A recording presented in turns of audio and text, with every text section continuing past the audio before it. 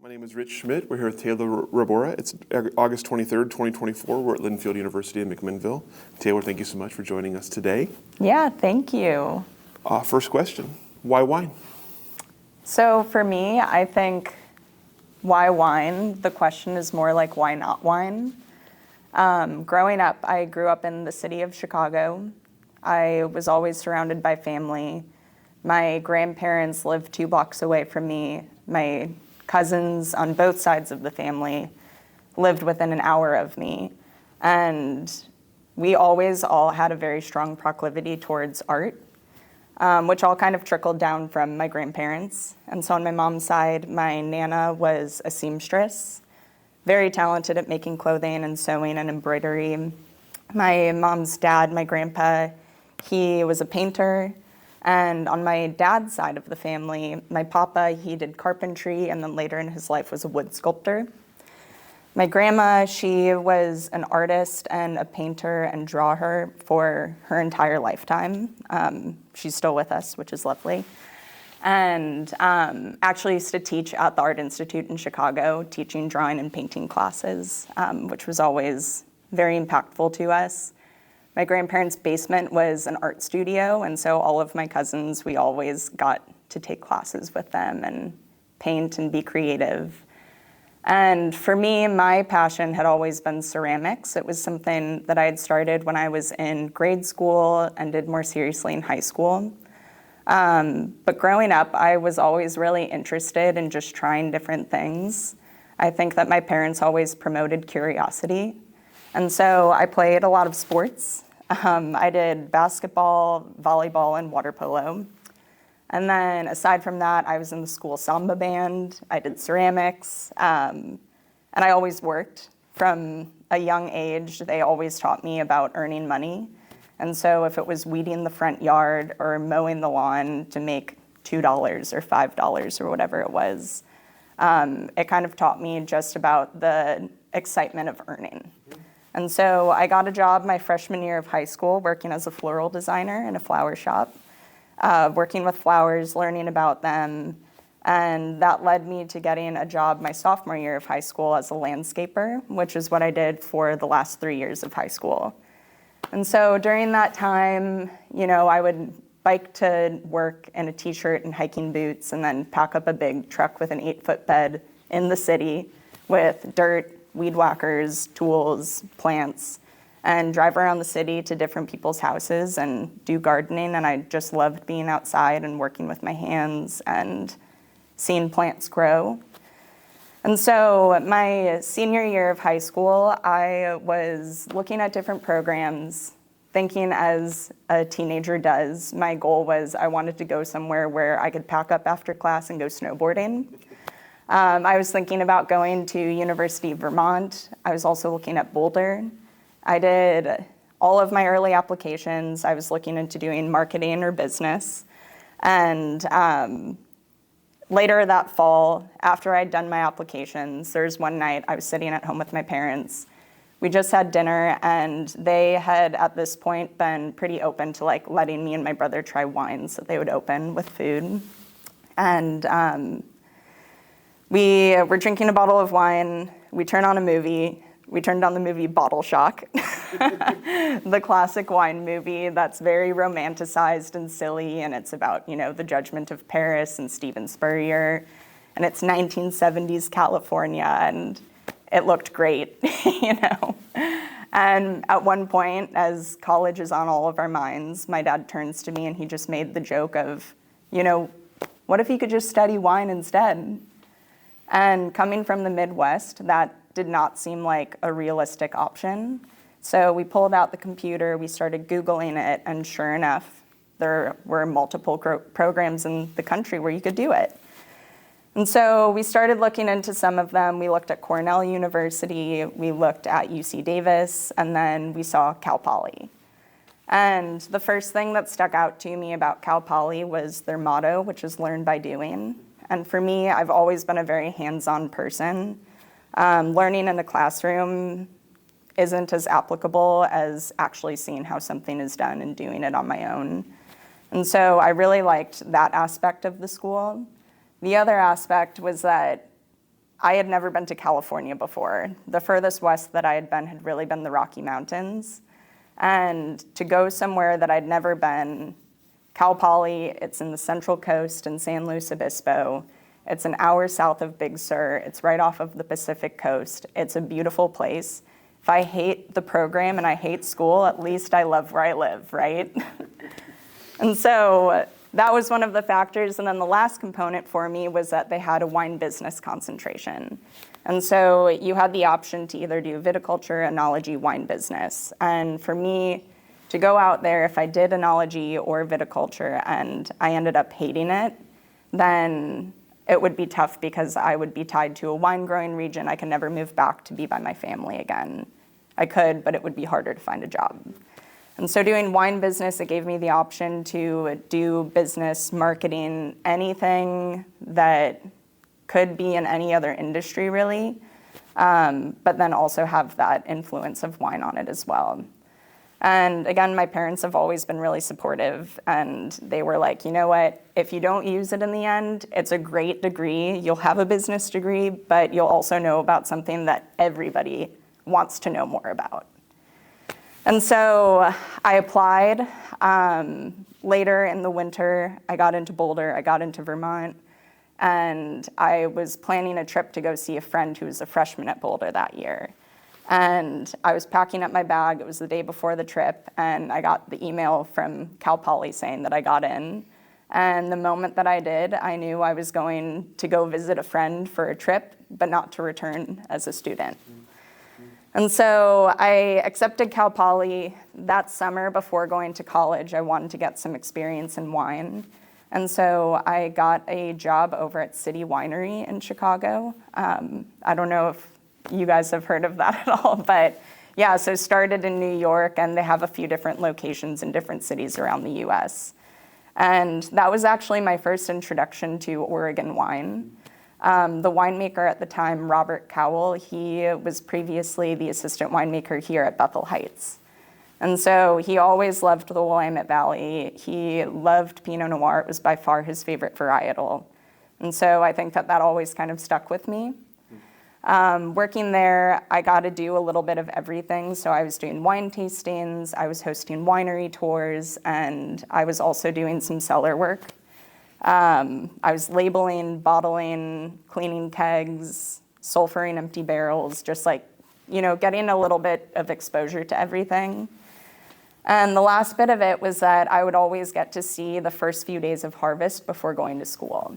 And so I did this for the first and second summer of being in college.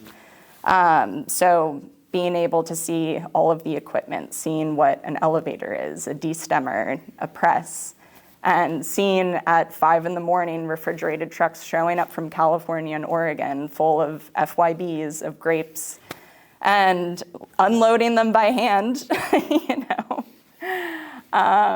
And so it was a really cool experience from the beginning, and it gave me a very good impression going into an education. And so when I was at Cal Poly, I continued to wanting to work. At this point, I was 18, so it was hard to really find a wine job. And so I went towards my other passion, which was ceramics. And so another really cool part about that university is that they have this space in the center of the campus called the Craft Center. And this is a center where you can take ceramics classes, surfboard shaping, glass blowing, jewelry smithing, jewelry casting, stained glass. And the best part of this area is that it's completely student run. And so the management, the students, everything. And so me, along with 4 other students, we were teaching beginner and intermediate wheel throwing. But we weren't just teaching, we were also keeping the studio clean, running the kilns, fixing the kilns, making glazes by hand. And so it was a fun way to meet people and, just kind of be a part of a really cool community on campus. My third year at college, I started planning on doing an internship. And so part of the degree, you have to do an internship before you graduate. And I was planning on doing a research program with the head of the viticulture department at the time, Jean Dodson. And she told me later on that it was going to be part-time and suggested you should get another part-time job somewhere else while you're doing this. And I said, okay, what should I do? And she said, maybe go find a part-time harvest job. And at that point, Cal Poly started doing a great job of taking us on tours and having us meet different people around the Central Coast. And one of the places that stuck out to me was Tally Vineyards, which is in the Edna Valley, and they were one of the older plantings up there. They were planted in the 1980s, second generation farmers there. And I'd remembered touring there and listening to their winemaker, Eric Johnson, talk, who's just a goofy, funny, but incredibly smart guy. The way that he was so casual and presented himself and talked about the project really left an impression on me. And one of the key components of their winemaking that they did is that they did all native fermentations. And so at that point in school, you'd learn about native fermentations, you learn about commercial yeast strains, but to see native yeast in practice was really interesting to me. And so I reached out to them, went in, interviewed, and I sat down at the table with the whole winemaking team, and we're just laughing, and it's a conversation, and barely feels like an interview in that sense. And at the end of it, I asked them, are you willing to have a part-time intern? And they said, we'd rather have someone full-time, we need the help. And immediately I was just like, okay, let's do that instead. And so I ended up not doing the research project, which worked out, and spent that fall doing a full-time internship with them. And it was a really great first harvest because two of the other interns that were working with us, they were both working their first harvest as well. And so it kind of set the tone where the whole winemaking team basically had to teach us how to do everything. There wasn't one person that necessarily stood out versus the other, and so we all got that experience of working together and doing things for the first time. And that's where, you learn how equipment works and how to run equipment, and you learn about the different brands and how different brands may be better or worse or work better than others, With that as well, I got to learn about native fermentations, carbonic fermentations, and some really interesting stylistic winemaking. And from there, afterwards, I went back to school. I didn't know if I was going to work another harvest again. I loved it. I loved, the hard work and the commitment to it over time. But I was still on a wine business path, and so I wasn't sure if I was going to get a job later on in sales or marketing or something else. And later that year of my junior year, I got a phone call from one of the cellar hands at Tally saying, hey, I got a new job. I'm working as a cellar master at a winery in Paso called Tooth and Nail, and we need an intern and I want you. And to be able to finish my degree on time, I had to take a full load of classes for my senior year in the fall. But I said, I'll work full-time for you in the summer, and then come fall, I'll be back in school, but I'll work part-time. And so I had that set up. And in between that, at the end of junior year, I went on this really cool abroad program with about 20 other students at Cal Poly. It was the first and also the last time that they did this. It was called the European Wine Tour. It was 2 weeks, 20 students, the head of the wine and viticulture department, and then the head of the enology department. And over those 2 weeks, we went to France, Luxembourg, Germany, Switzerland, Italy, and then back through France again. And during this time, it was 2 to 3 wineries a day, sometimes more. We were stopping at breweries, we were going out to restaurants, we were meeting people, and in the meantime, sleeping between on a Greyhound bus. So it was a very fast-paced trip, but it started in Champagne, and then through Luxembourg, we went to the Mosel in Germany. In Italy, we spent time in Piedmont. And then when we made it back into France, we went all the way up through Jura, down to the Rhone Valley, and then up through Burgundy. And The head of the enology department at Cal Poly, Federico Casasa, is very smart. He's an incredible teacher. And it was so cool just to go from, again, a classroom setting where you're memorizing different wine growing regions. They have you memorizing the varieties that are grown there, but then actually traveling there and tasting the wines and seeing the place and being in the Mosel and saying, oh, wow, it's actually that steep, you know? And to taste those wines with Professor Casasa, where he would say, do you guys smell this? This is TDN. This is what petrol is. This is an indicator of Riesling. Or to be in Beaujolais and to try carbonic wines, and he would say, do you smell the bubblegum, the strawberry, the banana? These are byproducts of carbonic fermentation. And really help us get our palates prepared. It was just a pretty amazing trip. And so that was my first abroad exposure to wine. And then coming back that summer, went to Tooth and Nail, started working in Paso. And by the time that school had started and harvest had started and I was working part-time basically meant about 40 hours a week. I was working every day that I didn't have class. On Tuesdays and Thursdays, I did work. I would work from 7 in the morning until about 3:30, drive a half hour back down to San Luis Obispo, and then go to all of my nighttime classes.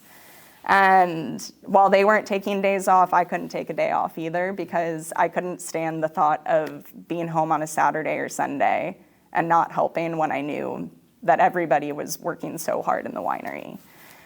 And that was a really good vintage for me because knowing the cellar master and him knowing my work ethic in advance, he had a lot of trust in me. And so one of the other interns, it was his first vintage.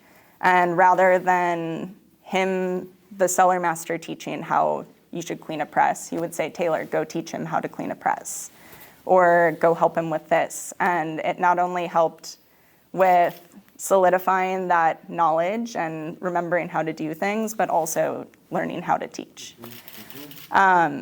This winery was a lot bigger. They did about 70,000 cases. And I was mostly working underneath their enologist, where I would walk in the mornings, she would hand me a big pile of work orders. And my job was just to go do inoculations, to go do acid adds, finding trials, everything. And I think that it was almost beneficial to be in school at the same time because those 2 days a week when I had 8 hours and then I had to go back, I had 8 hours to get all of my work done. And so it was kind of like a test every time to see if I could get all the way through. And I just about always did, which was really good. So that was a place that really taught me about working with like a sense of urgency and an attention to detail. And so after working there, I ended up working in their tasting room for the rest of the year, still teaching ceramics, finishing my degree. And by the time that I had graduated, I wanted to stay in the Central Coast a little bit longer. And so I was looking for another place, but hoping to be back down towards the Etna Valley rather than up in Paso because it's a half-hour commute, which a half hour feels like a long time when you're working long hours. And I went to Tally and I talked to Eric and their vineyard manager at the time, Ben, and said, where should I go? What should I do? And they said, have you heard of Devlet Wines? And this was a place that I had not heard of. And so they reached out to them, we connected, and this was one of those moments where, you know, every winery that you go to, every job that you take, you don't always expect to meet like a mentor or like, you know that that's gonna happen at any point. And from the moment that I met the owner and winemaker, Ryan Devlet, and his associate winemaker, Grace Kegel, we all just kind of clicked and fell in love. And to this day, they're both still two mentors of mine and honestly life coaches. I've called them in a lot of dire situations where I needed guidance or advice, and they've always been there for me.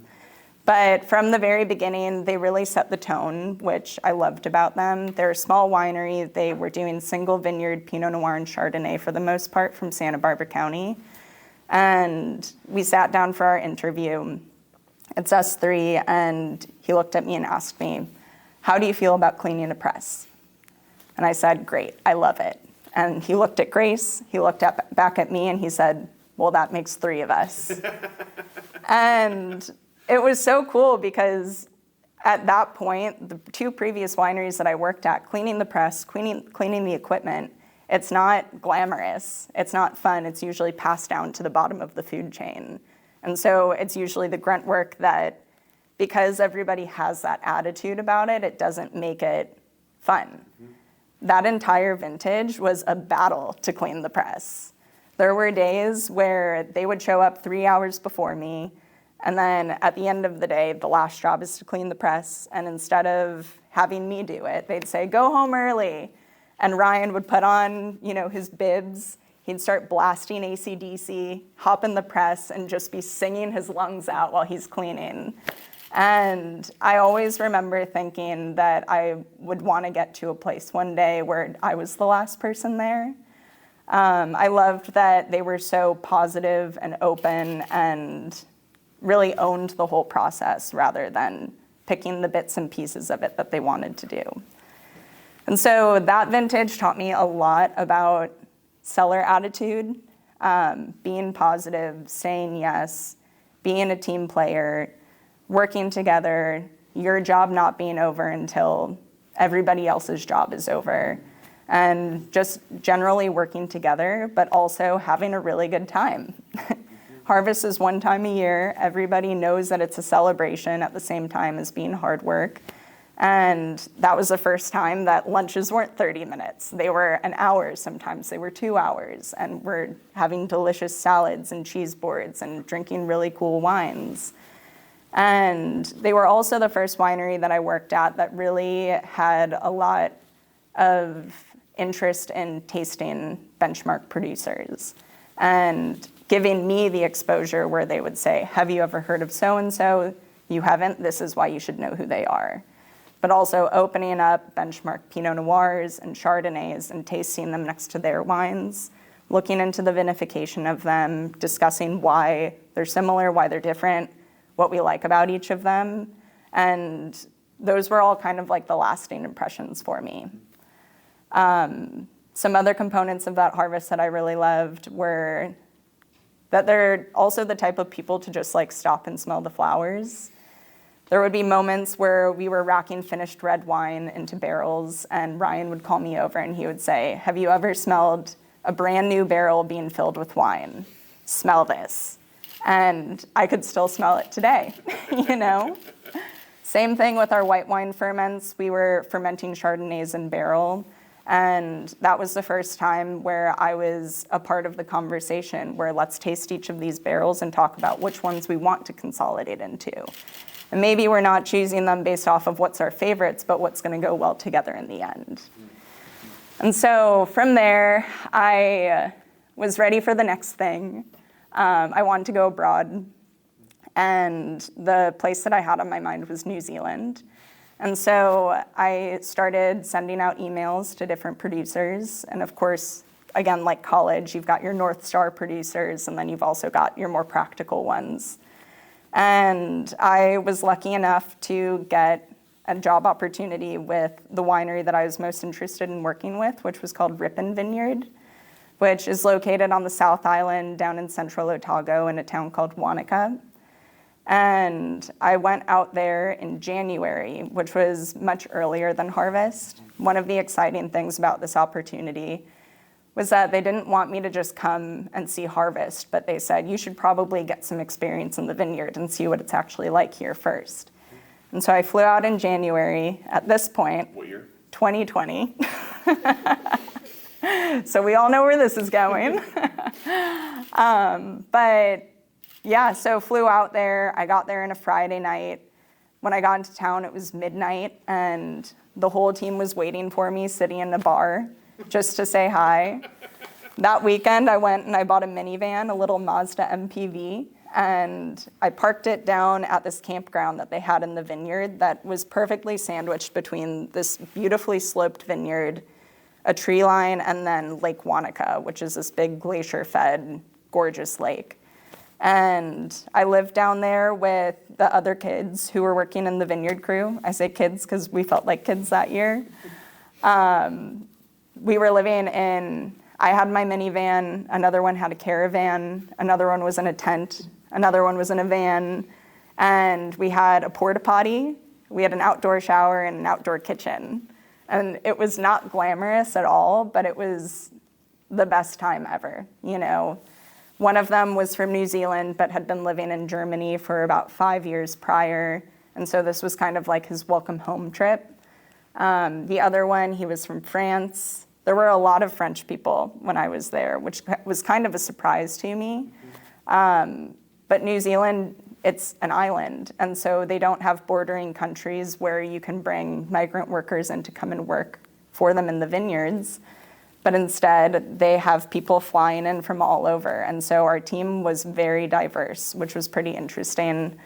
I was not expecting to only hear French when I was working in the vineyard in New Zealand, but that was pretty consistently the case. The reason I wanted to work at Ripon, so they are pretty well known for being biodynamic. And this is something that, again, I had learned about, I had seen from other wineries doing, but I had never done it in practice. And I know biodynamics can be a bit controversial to certain people, that you either believe in it or you don't. And I really think that it takes going to a place that wholeheartedly believes in it to really understand what it is and why it's important. And Ripon, they have been farming that property since the early 1900s. They're fourth generation farmers there. First plantings in Lake Wanaka that was down in about the 1970s.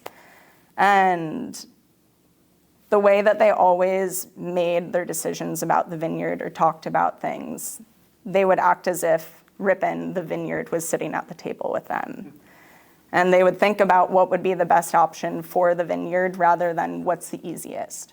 And so that whole summer, it was us being towed around in a truck, being dropped at different parts of the vineyard and doing just about everything by hand. We were pulling leaves, we were shoot thinning, we were hand towing, we were hedging with machetes. As soon as our vineyard manager saw something on one end of the vineyard, we'd stop what we were doing to go to that end. I think that it was a really good spot to learn more, again, about work ethic and you putting your best foot forward and also just managing your time well. While New Zealanders like to have a lot of fun, they also work really, really hard. And so we would work our 8 hours a day with our 2 15-minute smokos and our half-hour lunch. And the smokos and the lunch never extended longer than the 15 and 30 minutes. But then the work days also never lasted longer than 8 days. And so it was just all hands on deck for that period of time. Again, from what I learned at DevLit, really translated into what we did there, where you're leaf thinning, you're going down rows, you're working as quickly as possible, and maybe you're faster than the person in the row next to you. If you're at the end of the block and there's no more rows to do, you're not going to stand at the end of your row waiting for them to finish, but you hop in the row with them and you finish together. And so during that time, I also got to experience Preparation 501. That was a really beautiful experience just because the way that they did it was just about as by the book as you could be, with the water that they collected and dynamizing and the way that it was sprayed. And so, I have to say the first 3 months of being there had to be the best time because, again, we know what happens in March 2020. We had set all the bird nets up in the vineyard, and at that point we had a couple weeks between finishing vineyard work and going into harvest. And so I went on a road trip. At this point, I have to introduce my partner into the story because I feel like I can't tell it without him. He and I met in college, and so we both chose to go to New Zealand together, but we were working in different parts of the country. And so while I was down on the south part of the southern island, he was up on the northern part of the south island in Blenheim. I did a road trip up to visit him. I was meeting back up with coworkers in Abel Tasman, which is at the top of the South Island. And at this point, the last few weeks of vineyard work was, oh, did you hear about that new virus? Oh, yeah, I heard they've just declared that it's a pandemic. But nobody thought that it would be what it was going to be. And at that point, we're 12 hours away from Wanaka, and Jacinda Ardern, the prime minister, announces that the entire country is shutting down in 48 hours. And when this happens, there's nothing. We have pharmacies open, we have grocery stores open, but aside from that, you can't go outside if you're not moving. You can't go do leisurely activities. You can't go swimming. You can't go hiking. You can't put yourself in any form of harm's way, where if we need people and medics at the hospital and you're pulling them away because you got caught in a kayak, we're going to be really upset.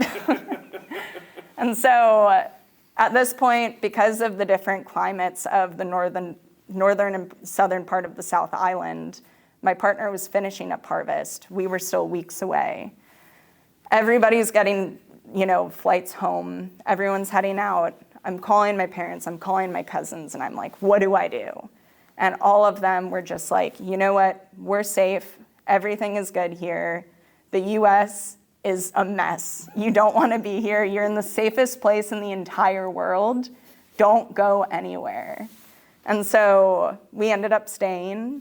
From there, my coworkers, my partner and I, we all drove back down to Wanaka. We moved me out of my minivan and we moved into a house in town. We did our 4 weeks of full-blown lockdown, which we don't have to get into. But it kind of worked out where after the 4 weeks, it was the beginning of our harvest. And in 2020, Ripon was the last vineyard to start picking, which was kind of crazy. They're down at about the 45th parallel, and so it's cold there. And after working in Paso and in the Central Coast where it's warm and during fermentation you're trying to cool things down and keep the cellar temperature down, everything in New Zealand was about keeping things warm. That harvest there, we worked with some really interesting varieties. We worked with Pinot Noir and Gamay for reds. For whites, we did Sauvignon Blanc, of course. But then we also did Riesling and Gewürztraminer, as well as this other variety that's called Aussteiner that there's only about 3 hectares of in the entire world. It's a crossing of Riesling and Sylvaner. It's delightful. But I got to learn a lot about stylistic winemaking. I think at that point, I was learning that from Devlet and from Tally and Tooth and Nail, and just starting to gain a better impression of what it means to make wine and what decisions you're making. And for them, the team was very experienced. The winemaker there, Nick Mills, his dad is the one who planted the property. He worked all over the world, and for him, it was, what have I learned that I can use to create the best expressions of this place? And so while a lot of people have their opinions about stylistic winemaking or wine that shows a place, I really think that you have to use style to get there. You may work with the same fruit from the same place, and depending on what you do to it, it's going to be completely different. And there are certain ways to make it prettier, make it better, but still be true to itself. And so that was a really cool harvest because everything that they own in that cellar is secondhand. Every press, every tank, everything is different from the next. Don't use that door in this tank because it will leak. You have to twist this one this way and then back this way. You have to, all of the pumps I had never used before, everything was completely different. Nothing worked as it was supposed to, but you always made it work. And it taught me to be really handy in the cellar. I learned how to tie really good knots. I learned how to do stillage. The way that we would communicate in the cellar, they would talk about as radio talk. And so whenever you were given a job or a duty, you'd always have to respond with a 10-4, copy that. You always needed to say something, just to clarify that you understood. And I think that really translated into working in wineries later and the importance of communication, because that's where miscommunications happen, right? And so, yeah, that was a really beautiful harvest. Before harvest started, though, I guess going back to the 4-week lockdown period, my partner and I were thinking at that point when we were in New Zealand, it was, what are we going to do next? Let's go to Italy, and then let's go to South Africa, then let's go to Germany. And at this point, you couldn't go anywhere. And so we knew that we were coming back to the US. We didn't want to go back to California. We were ready for the next thing. And the summer before 2019 for harvest, we did a road trip up to Oregon. And on the way, we camped through the Shasta Trinity Alps. We came up to the Willamette Valley. We wine tasted. We met really wonderful people. We went up to Portland and fell upon the Alberta Street Festival, and everybody's outside and walking around, and it's blue skies in August, and we were like, Portland doesn't rain? Like, what are people talking about? This is gorgeous. And so we were like, let's try it out. And so I reached out to Devlet. I reached out to Ryan and I said, what do I do? Keep telling me what to do, because so far it's going pretty well. And so he gave me his short list of wineries that he would suggest working at. And one of those wineries on the list was Antica Terra.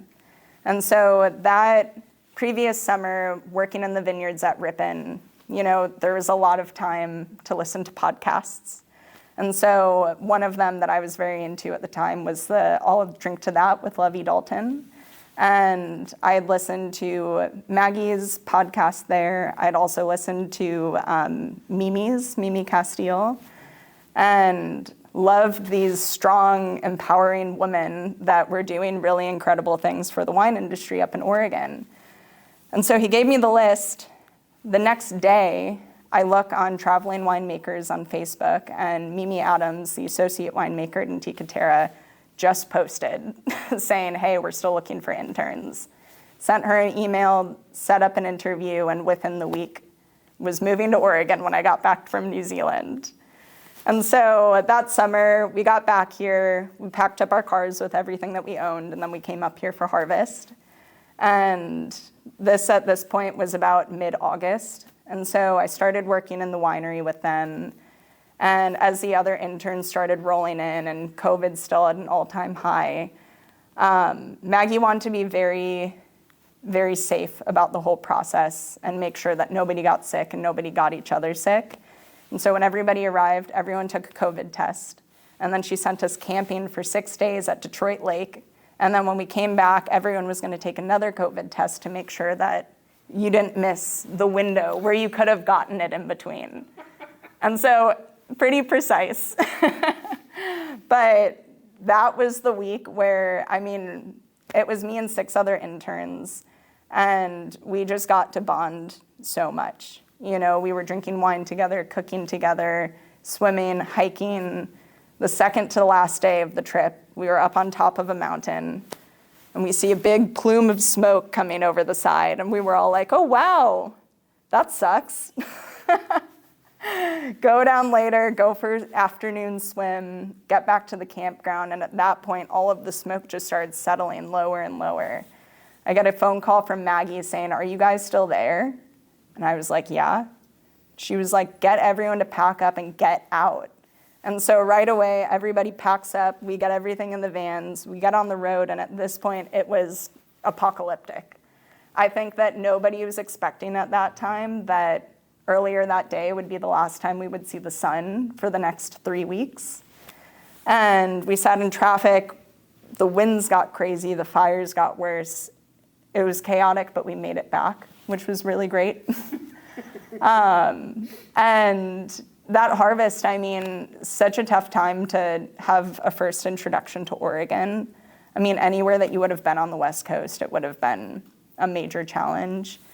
But it really gave us the opportunity to focus more in on our white wine. And so we made Chardonnay with probably the most focus that they were ever able to give to Chardonnay, just because Pinot Noir was completely eliminated from the vintage. And so while a lot of people, they got rid of their interns, they sent people home, they couldn't afford them, they didn't have the work, Maggie kept all of us, and she kept us busy. And the days that we weren't busy, we got to go visit some of the iconic vineyards around the Willamette Valley, meet some of the owners, meet some of the vine growers. I got to meet Mimi Castile, which literally made my knees fall and go to the ground because she's the best. I got to meet Jessica Cortell, really wonderful, amazing people in the wine industry that were the reason that I wanted to come up here in the first place. And so from there, I think that one of the biggest lessons that I learned from Antica Terra was to think outside of the box. I think one of the well-known things about working there that people have heard is that Maggie doesn't have you try her wines during harvest. You really don't taste them until the end, and that's because she doesn't want you to have those preconceived notions in advance. She wants you to approach every barrel, every wine with the mentality of just looking at what it is and not what it was supposed to be. And so that approach I found to be very, very interesting. We also got to taste, of course, a lot of really incredible wines. Like Devlet, it was a place where we were drinking wines that I had never heard of, and I can't believe I had never heard of them. There was a somm who was working there at the time, David, who every day for lunch, we would all have to set up a different table. And so rather than just the 7 of us or 10 of us all together sitting at 2 tables that we could fill out, we would set up a bunch of tables in a big circle, and it was 2 people per table just so we can stay in as much distance as possible.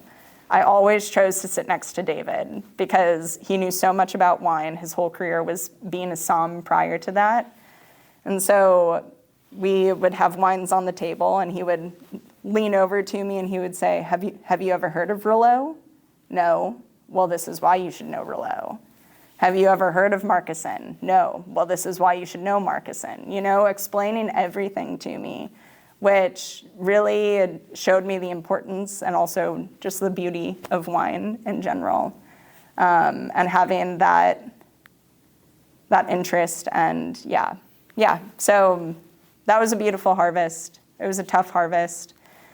At the end of that vintage, looking for a full-time job was impossible. I remember looking at wine jobs and looking for the entire state of Oregon, not just for production jobs, but for anything that you can get. And I think there were a total of 6 job opportunities. And so at that point, my partner and I moved up to Portland. We started thinking about what else are we interested in? And I said, maybe this is my chance to get back into ceramics. And so I ended up getting a job with an artist up there working as her studio assistant, where I had the opportunity to make and sell my own art as well. That was just a really fun time to kind of go back to something that I really loved, where wine can be so consuming sometimes that you don't always have the time for your other hobbies. And so later that spring, I ended up finding a job with Chase Brenton over at Longolo Estate, where they've got 20 acres of organically farmed Pinot Noir and Chardonnay planted. And what Chase taught me was the importance of being a good owner and a good boss and running a good business. Their tasting room, if you guys have ever been there, that's designed by Lever, is incredible. Their winery was built to have the capacity of the fruit that they bring in. And so where most wineries in the past, you're squeezing everything in and you're making just enough space in a row for your body to squeeze through. The peak of harvest at Longolo was spacious and cozy and comfortable. And we had a Europress, and we had a walk-a-shop pump, and we had mostly stainless steel fermenters, but we also got to work with concrete and open-top oak fermenters. And so that was a really great harvest where it was me, Chase, and then our intern. And during that time, I really got to learn about, delegating. and teaching somebody else and working with somebody else and working with a team. And Chase gave me a lot of free rein when it came to the winemaking. One of the things I learned about winemaking at Antica Terra was the importance of pressing. And at Longolo, Chase would let me run the press. And it felt like this crazy honor, and it was so cool. And I really enjoyed working there, but to go back again, before I started working there, I started wanting to go do another abroad harvest. And the next place that I had on my mind was South Africa. And I didn't just want to go to South Africa, but I wanted to go work with Andrea and Chris Molyneux.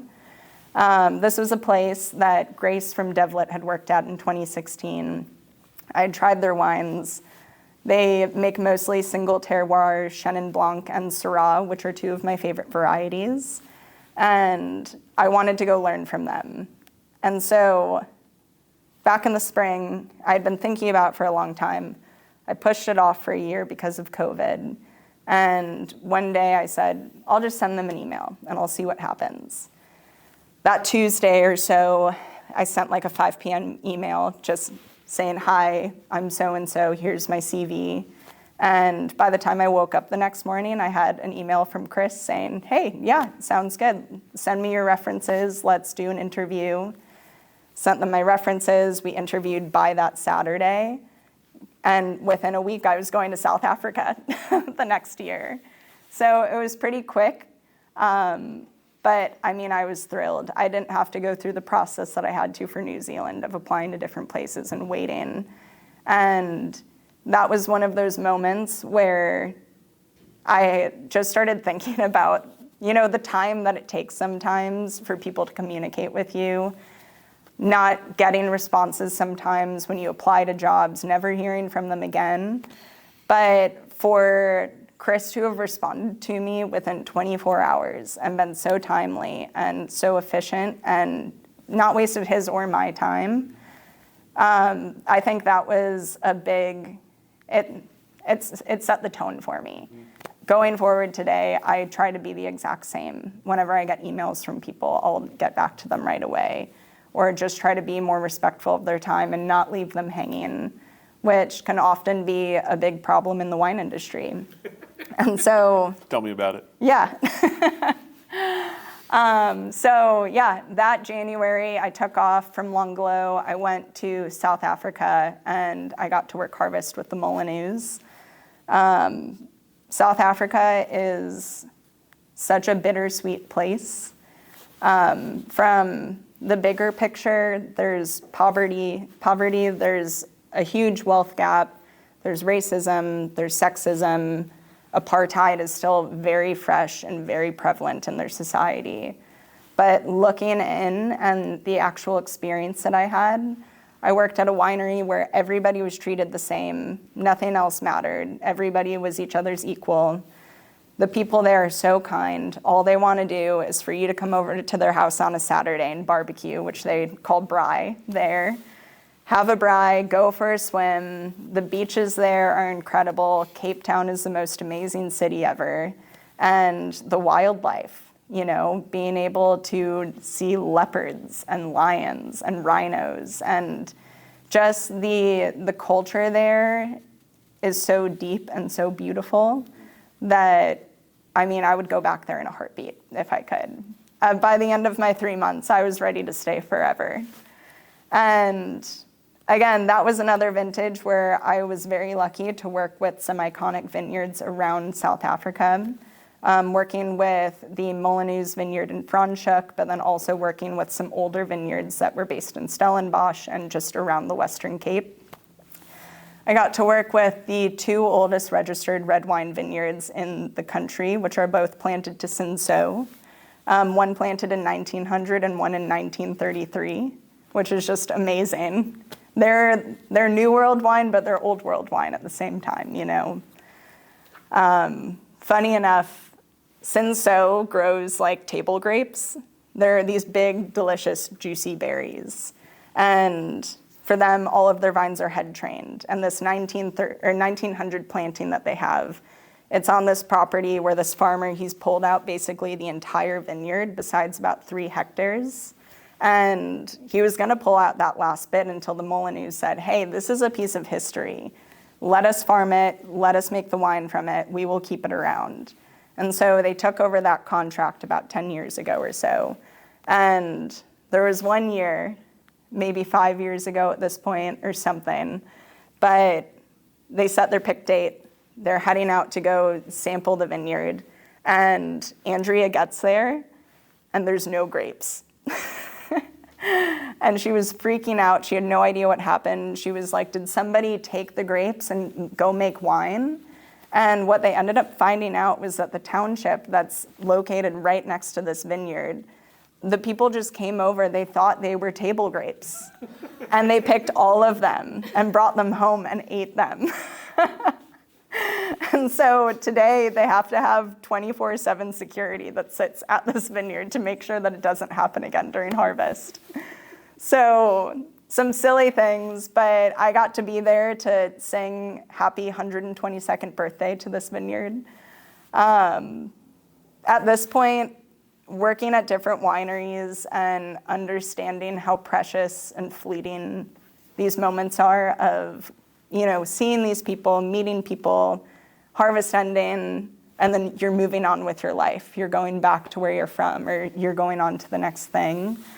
I learned to enjoy myself. And so, there for a fun time, not a long time. Again, like New Zealand, just committing every single moment to the workday of focusing on your work, doing the best possible job you can, helping each other, being positive, being active.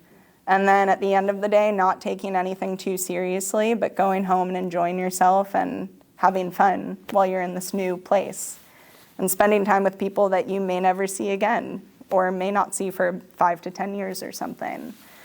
And so, yeah, it was a really wonderful place where I got to learn more about the winemaking decisions that they find to be the best for their sites, treating all of their wines the exact same way between their Chenin and their Syrah, but the only difference between all of them being the soil type. And so that's how they typically bottle their wines. And it's really amazing how just, the change in place and soil can change a wine. Aside from the Syrah and the Chenin, as I mentioned, they make theirs in So. One of their other vineyards that they work with is a Chardonnay vineyard that's located in Stellenbosch, which again, I came there for Chenin. I came for Chenin and I came for Syrah. And the first time that we sat down and we tasted their wines and I tasted their Chardonnay, I was pissed. It was my favorite wine of anything that I had tasted from them. And this whole time I was leaving California, leaving New Zealand, Oregon, but trying to get away from Chardonnay, a varietal that I love, don't get me wrong, but just wanted to see another white. And there it was proving itself again. And so it was just a really solidifying experience to, remind myself that I'm grateful for what we have here and what we do, and Chardonnay just being the best, I know. But yeah, so that was a really beautiful vintage, and I would go back in a heartbeat for sure.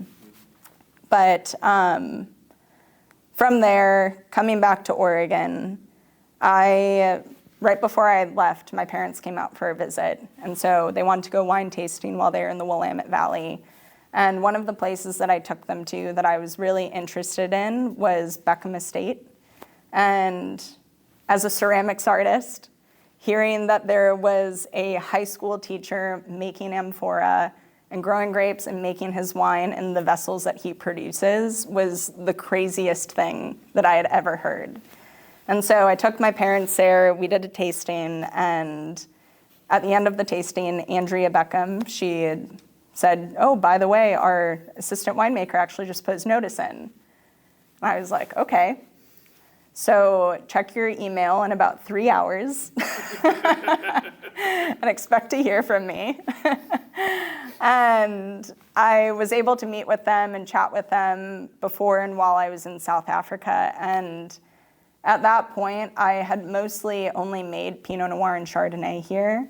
And at Peckham, they're growing Riesling, they're growing Sauvignon Blanc, they're growing Trousseau, Gamay. They have a field blend planted of Alsatian varieties. And I was so excited to see what else was possible here. And above anything, I wanted to work with a ceramics artist. And so it ended up working out that I was able to return from South Africa and start working with them, which is where I've been for the last 2 years. And I mean, it's an amazing place. Andrew and Andrea are wonderful people. The amphora are the most incredible vessels that you could work with. I mean, they're beautiful. He was an artist before he was a winemaker, and so the actual aesthetic of them is gorgeous. And to have a cellar full of clay pots instead of barrels is just such a cool and interesting thing. For them, making a lot of aromatic, high-acid white wines, the way that the amphora interact with them, I think is really lovely. And again, they're dry farming, they're organic, and it's a small team. And a lot of the varieties that they're growing there, I was also making at Ripon, which is a place that I feel like I've been chasing since I left. And so when I was there, I really got to do everything, working with a small team. I was doing tastings for them. I was running the cellar. Andrew still teaches high school. He's going back again this year.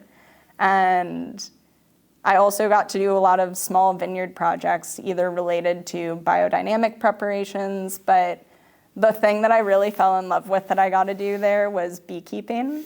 And so both summers for the last 2 years, we have kept 3 hives where, I just got to take care of them and kind of fall in love with them, introduce mason bees onto their property. I mean, they were there already, but to have mason bee houses and kind of continue to promote pollinators there on the property was really cool.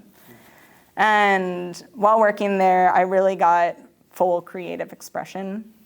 Getting to make decisions on pick dates with Andrew, winemaking decisions, pressing vessels, just about everything. I got experience with blending the wines.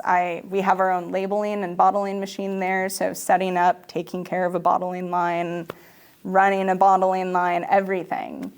And from the very beginning, they have always been really supportive of me and of starting my own brand. From, I think, the first few weeks of working there, Andrew was like, "Are you going to make wine this year? Do you want to start a brand? Do you want to do it?" And I was like, "I don't even know how you make wine. Let me focus on you first and settle in, and then I'll think about it." And the second vintage that I was there, 2023, they were planning on just dialing back a little bit. Over the years, they've gone from making Pinot Noir to Pinot Noir and Riesling to Pinot Noir and Sauvignon Blanc, and then all of a sudden they're making Dolcetto, and they're making Gamay and Pinot Gris, and it kept growing and growing. And then the last few years, we've said, let's focus in and dial it back a little bit. Do what we know how to do really well and not try to keep expanding and doing new things. And so one of the contracts that they were planning on getting rid of was their Dolcetto. And in that moment, I was thinking about it, and I asked them, can I have it? And they said, yeah. And that's what kind of started this whole downward spiral of starting a wine brand. Not really thinking about starting an LLC, a DBA, compliance, OLC, permits, and everything. And so, it's been a really great learning experience. I have done a lot of paperwork. I've done a lot of thought about, what is a brand? What do you want when you make a brand? One of the things that you often hear about starting a wine brand is don't use your name. If you're trying to sell it one day, don't use your name because it's a lot harder. For me, making Dolcetto this last year, I wasn't thinking about it as a brand that I'm planning to build or to sell. I wasn't planning on making it this year. I wasn't planning on doing anything besides 2023 Dolcetto. And so I mostly wanted to do it for myself and for the people around me. This is my only vintage that I'm making for now. I'm not making wine this year, but hoping to in the future, maybe, we'll see. But within making it, thinking about what do I want people to taste, what do I want people to see, and within naming it, I went against everybody, and I named it after my last name, Rebora, which in that I didn't name it for me, but more so for the people that I love most, and so it's for my family. A little bit about the brand. So one of the components to it that I'm really trying to integrate is the art aspect of my family. And so with that, my grandma, who is kind of like the matriarch of like teaching us about wine, and thank you, teaching us about wine or teaching us about art, excuse me. A little bit higher, right here. Naming it after my family. My family is Northern Italian lineage. Dolcetto is from Piedmont in Northern Italy. And I thought a lot about the type of art that my grandma did and the type of art that my family does. And the main focus for her and her lifetime has always been still life painting and still life drawings. And for me, I thought a lot about the similarities between still life painting and wine within that concept of capturing a moment in time. And so my Dolcetto, I decided to name Natura Morta, which is Italian for still life, just to kind of resonate with that concept to me. I just bottled it back in the spring. I'm planning on releasing it next month. And so it's a pretty exciting time. I'm very lucky that my parents have a very big friend group. The best way to describe them is that if they were told that they could have a party and invite their 50 closest friends, they would have a tough time picking who would get to come. And so this is really for them. This is for them to show off and share with their friends and family and to put on dinner tables and for us to drink at holidays. But feels really good to have finally done on my own. Aside from my wine brand, I also made a career shift this last year. About 5 months ago, I started working with an accounting firm. And so I'm no longer working with Beckham full-time, but I'm actually working as an accountant for an outsourced firm. And so we're called Northwest Wine Accounting. We're based here in the Pacific Northwest and working with wineries basically from startup to 3,000 cases.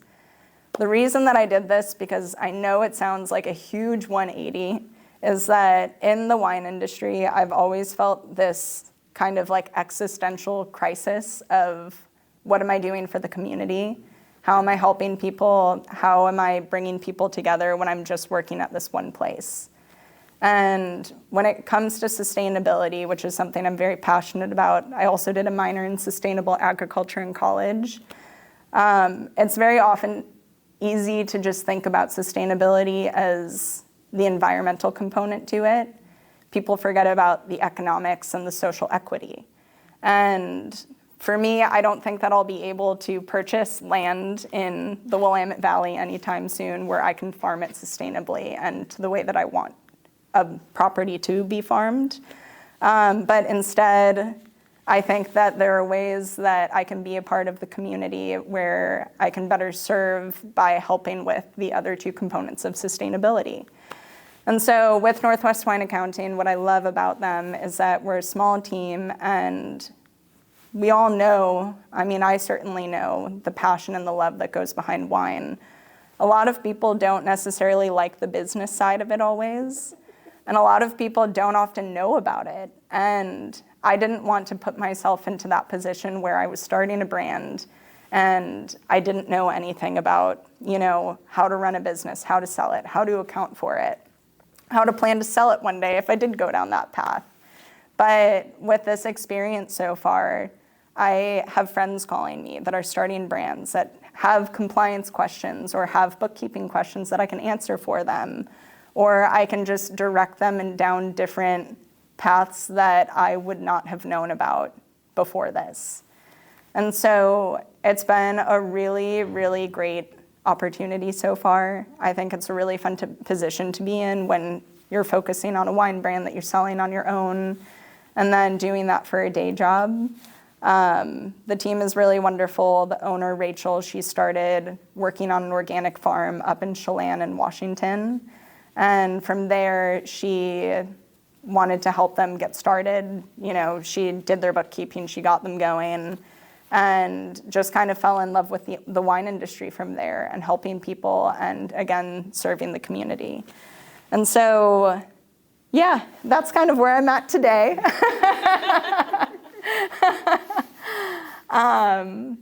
Yeah, Oregon, I love the Willamette Valley is such a wonderful place. I love living here. The thing that I love by far the most is the community and the people here. I think it's something that I heard about from the very beginning about Oregon, and it's something that's absolutely proved itself, you know. My friends here are amazing. Many of them are in the stages where they've been starting wine brands as well, and I'm just so excited for, you know, the way that their palates and their styles of winemaking are going to move into the wine industry going forward.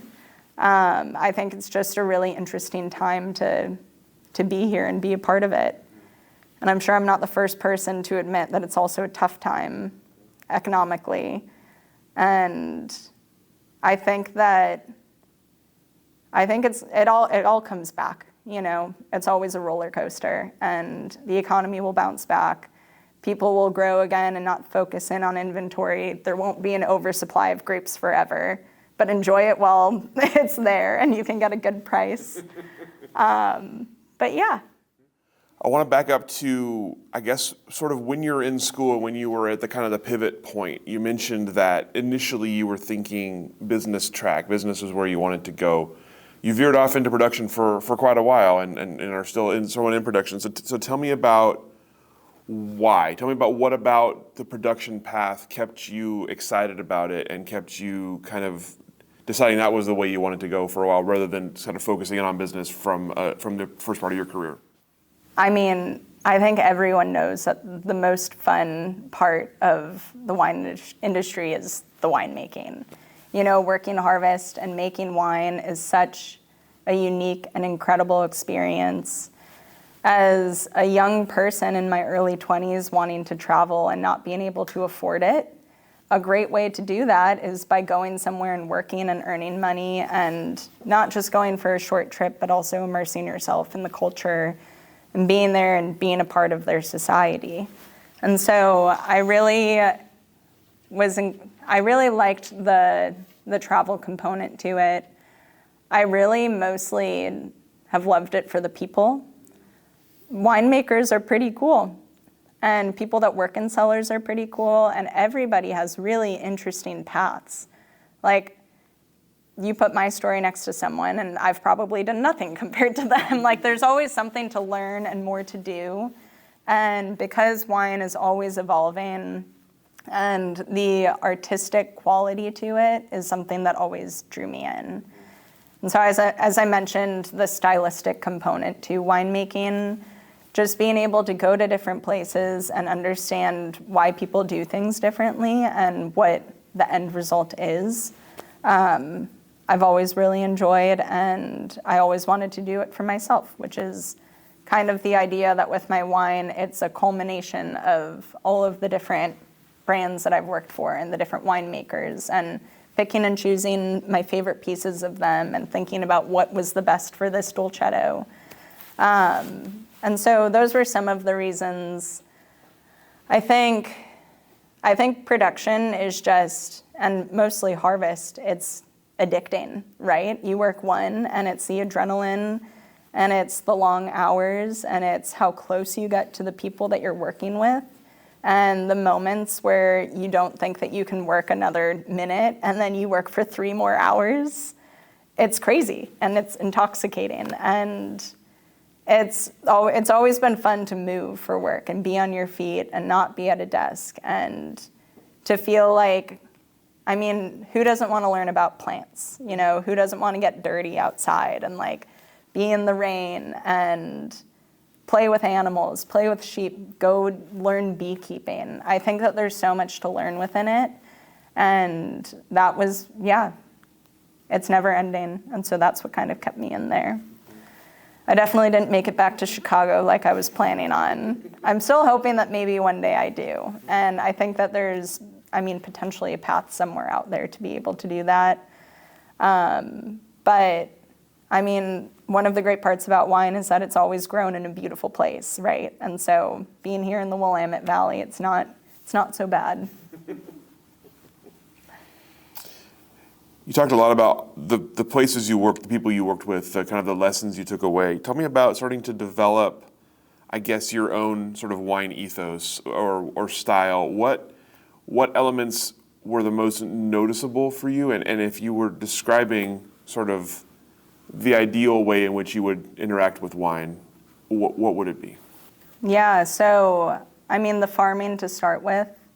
The dolcetto is from an organic and dry farmed vineyard, which was very important to me. With the winemaking, I think that what I really learned that was a common thread throughout every place that I went was just paying attention. Relying on your senses, use chemistry, but also smell it every day, taste it every day, and do what's best for it. It's always good to have a plan, but maybe your plan isn't exactly the way that it goes. And maybe you have to pivot and adjust. And to be able to do that and to know how you can pivot, the different ways that you can, and having a plan for the outcome, I think, has always been really important. And I think that that's a big part of what's translated for me. I think another part is not getting stuck in dogma. Not being a dogmatic winemaker where I say, okay, I don't want to do any ads to this wine. I don't want to do pump overs to this wine. And then the wine gets stinky and reductive and it doesn't finish fermentation or something like that.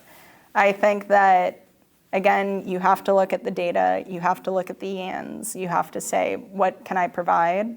What can I do to make the best possible wine in the end? And so I think it's just the reactive component to it that I think is really important. And who's to say if I made this wine again, would I make it the same way? I would love to because I love it, but also maybe I wouldn't. Maybe because of the vintage, there are different components to it where I have to add acid or I have to add more nutrition or certain things like that. And I've mostly learned to not be afraid. What are the biggest things to be afraid of? Needing to dump your wine down the drain. Flaws. Not tightening a valve on a tank and the tank leaking. I'm just thinking of ways where you lose the wine. Natura morta, capturing a moment in time. You're trying to nail the timing and you're trying to do things at the right time. And to do that, there's the human component to it. Are we too tired to run one more press cycle for the day? Do we have to do it tomorrow? Those kind of things. Will it change the wine? Probably. How is it going to change the wine? Are you okay with that? Making those decisions and I don't know.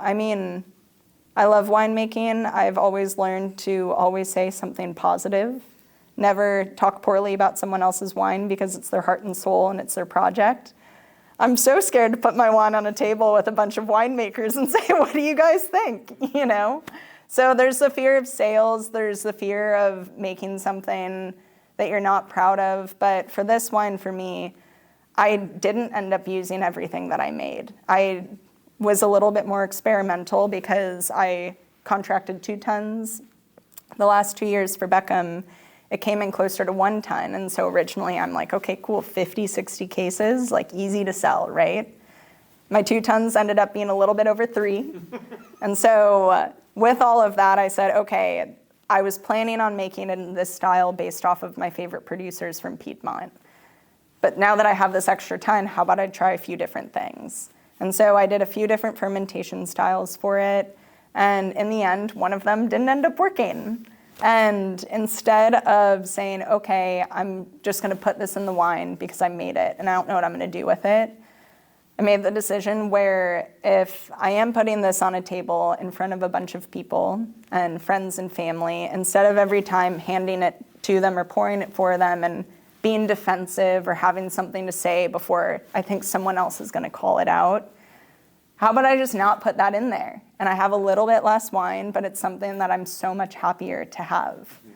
And so making those tough decisions, they're tough decisions. It's not easy, but the outcome of what you get in the end is so much better for it. And so I learned about selling bulk wine, which is fine. It went to a great home. But yeah, so I think that it's really doing the best possible job that you can and owning it. So you've worked in a lot of places for a fairly young career. Tell me about how Oregon compares, both in terms of the wines here and in terms of sort of the maturity of the industry. I really like that Oregon is still kind of like the underdog. Living here, it doesn't feel like that. We own this area so much, and we own our style of winemaking and everything that we do. And then I go back to Chicago, and people are like, oh, they make some wine there, right? Like it doesn't even cross their minds. And yes, there is exposure, and there are wines from the Willamette Valley in Oregon out there, but the further you go east, they become a lot more rare. And so it kind of reminds you of how small and focused that we are here. But that is something that I've always loved and appreciated about it. I think that people are really goofy, and they're very much so themselves here, and there's not a lot of ego, which just makes it feel more like a family and more like a network. And from the beginning as well, I always heard that Oregon is a place that we're a young wine region, right? But we are globally known, and people seek out our wines. And the way that people think about Willamette Valley Pinot Noir, the only other place in the world that I feel like is so tied to one varietal is like New Zealand Sauvignon Blanc. Like you think of one place, you see that variety. And while a lot of people are focusing on making different wines now, of course, me making a different variety, it doesn't mean that Pinot is wrong by any means. But it's something that did, allow us to build ourselves up, to be able to show different expressions from different parts of the valley and make it a huge part of Oregon history. And going forward, there's obviously the fears of climate change and heat and more frosts, all of the different weather that's going to impact our vineyards going forward. And who knows what's going to happen? Maybe we're going to see more varieties planted here. There are already events like Alt Wine Fest where they really showcase what else is happening. Maybe one of those 80 other varieties that they're showcasing there is going to be one of the favorites in the Willamette Valley one day. Who knows? But yeah, I think it's an exciting time to be here, and I'm a people person. I love the people here, and that's definitely left the biggest impression on me in the end. So I have questions about your brand I want to get to in a second, but I want to talk about your new job first and the sort of the pivot there. You've obviously worked with a lot of sort of small producers globally. Tell me about common challenges for small wine producers in Oregon, in California, abroad. What are the common challenges you've seen, and what are the things, I guess, that you're hoping to help alleviate with the work you're doing? Yeah, so, cash flow. Cash flow is a huge part of the wine industry that a lot of people struggle with. And I think from an accounting perspective, it's really interesting because accountants don't get it. When it comes to wine, they're like, why do you have all of this inventory that's just sitting there? Why don't you go sell it? And they're like, because it's not ready.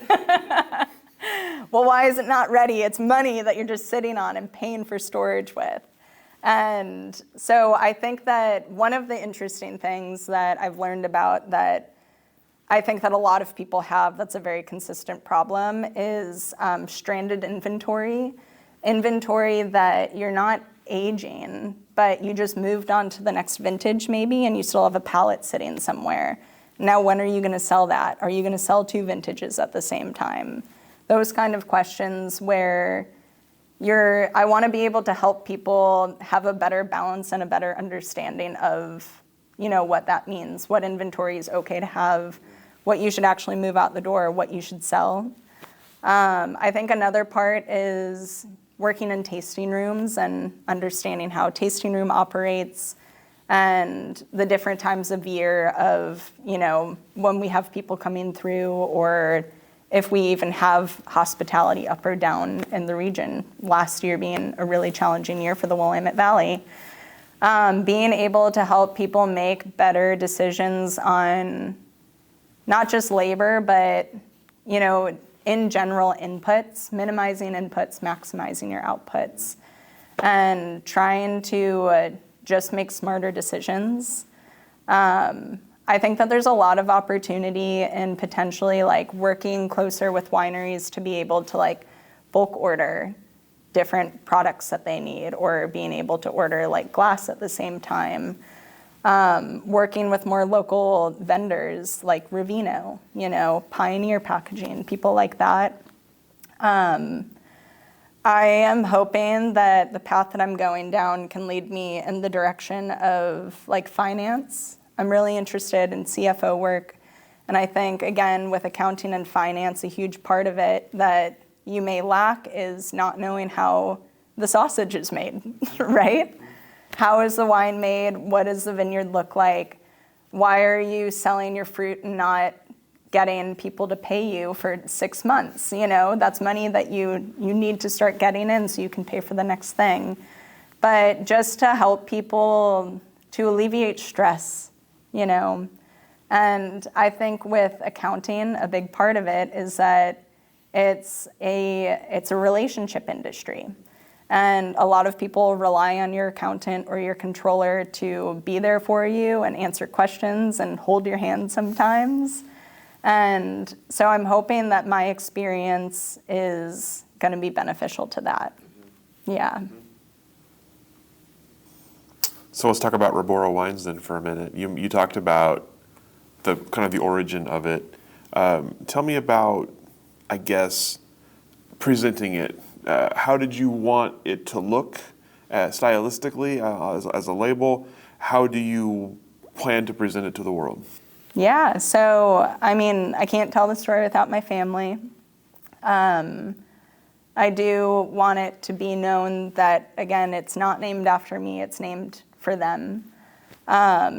Using the Natura Morte concept, the label, I used a piece of my grandma's painting. It's one that she's had hung up in the guest room of their house growing up. And so as a child laying in bed, I would stare at this big, beautiful 3x3 foot painting.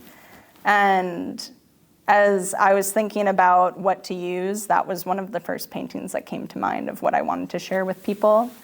A lot of people do just a piece of art nowadays on their labels, which is really beautiful, but thinking about ways to differentiate it.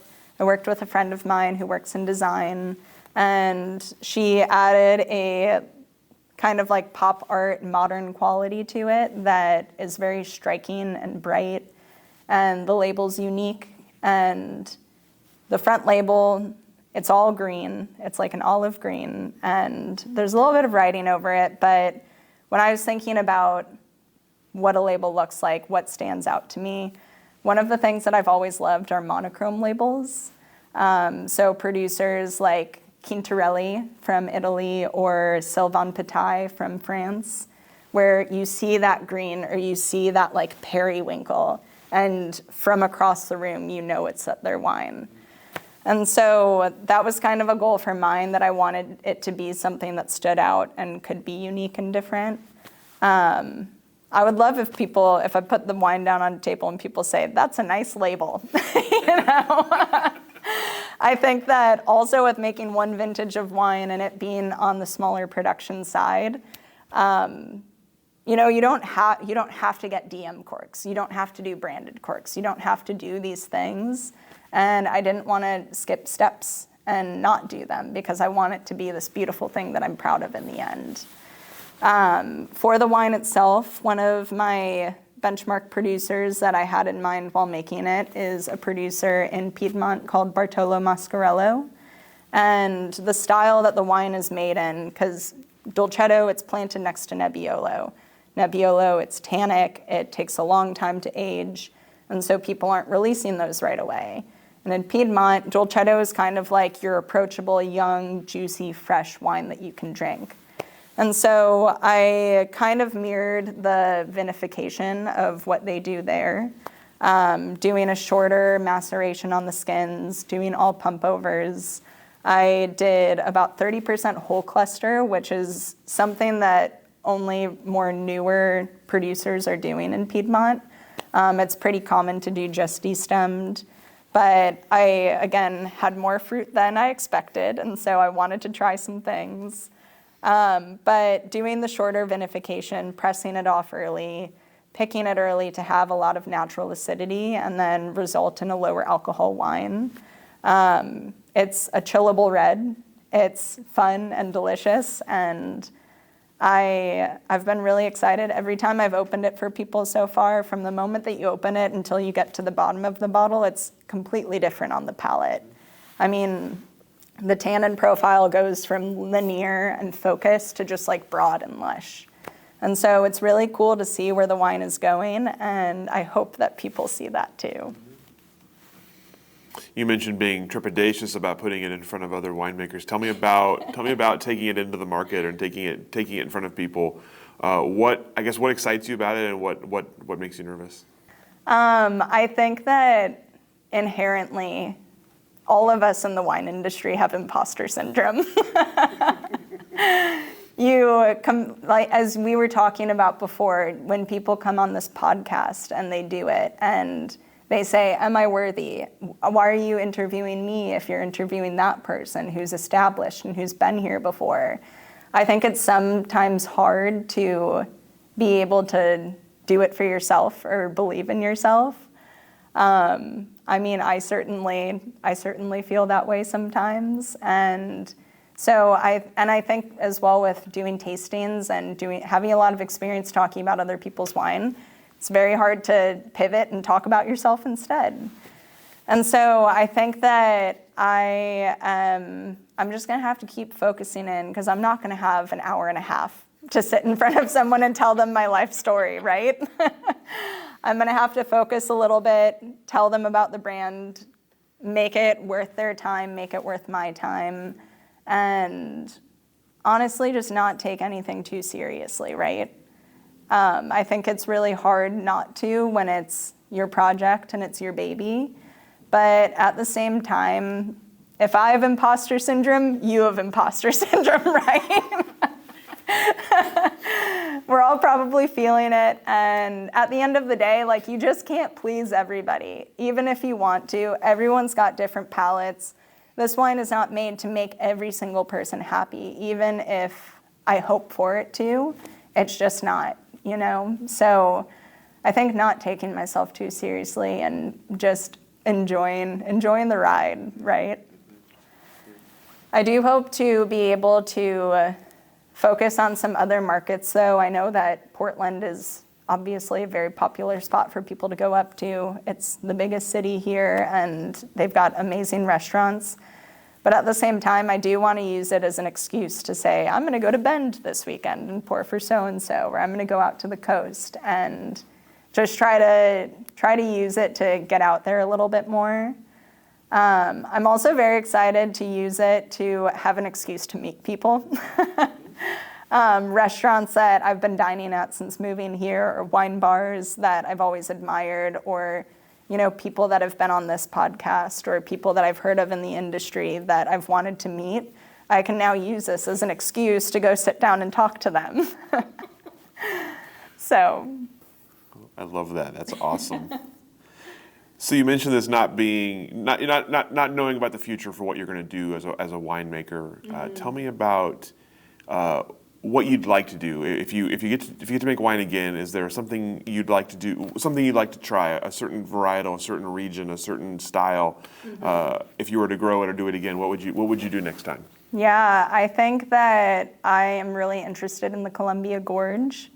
I really love South African varieties, the wines that we were making there. Not specifically South African, but I mean, to make Chenin again, I love Syrah. I would love to make Syrah. I think that Chardonnay would be fun, of course.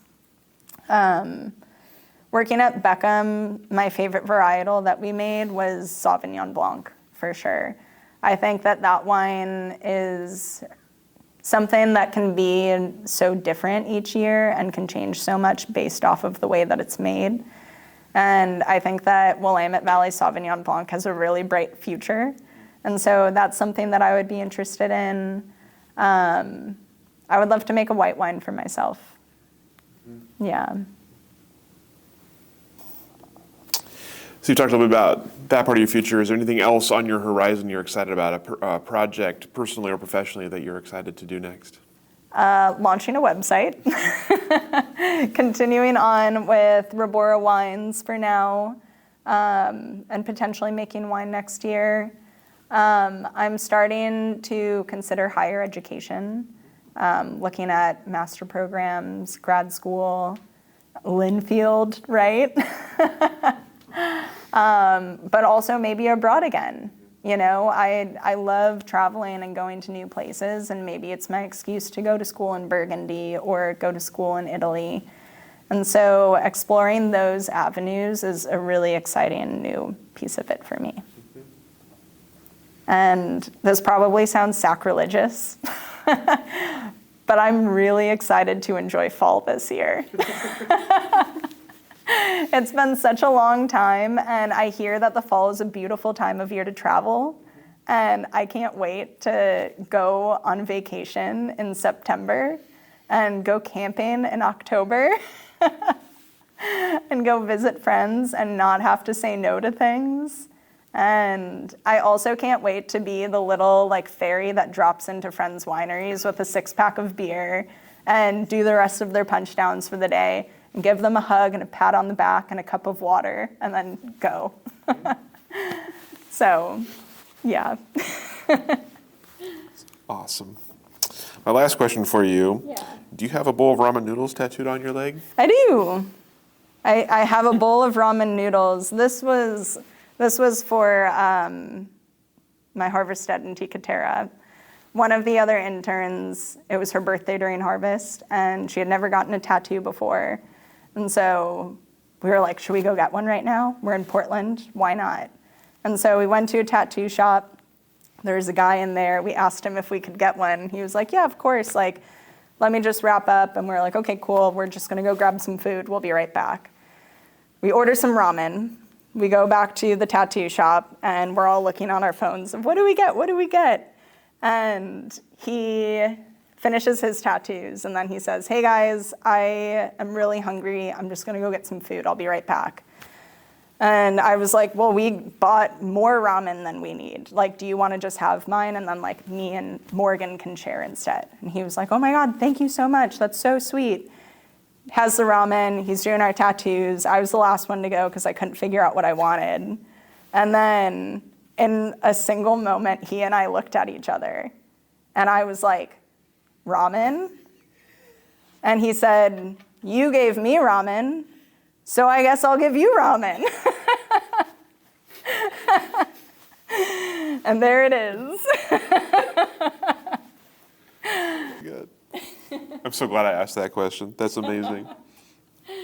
That's all the questions that I have for you today. Anything I didn't ask that I should have? Anything we didn't cover that you'd like to cover?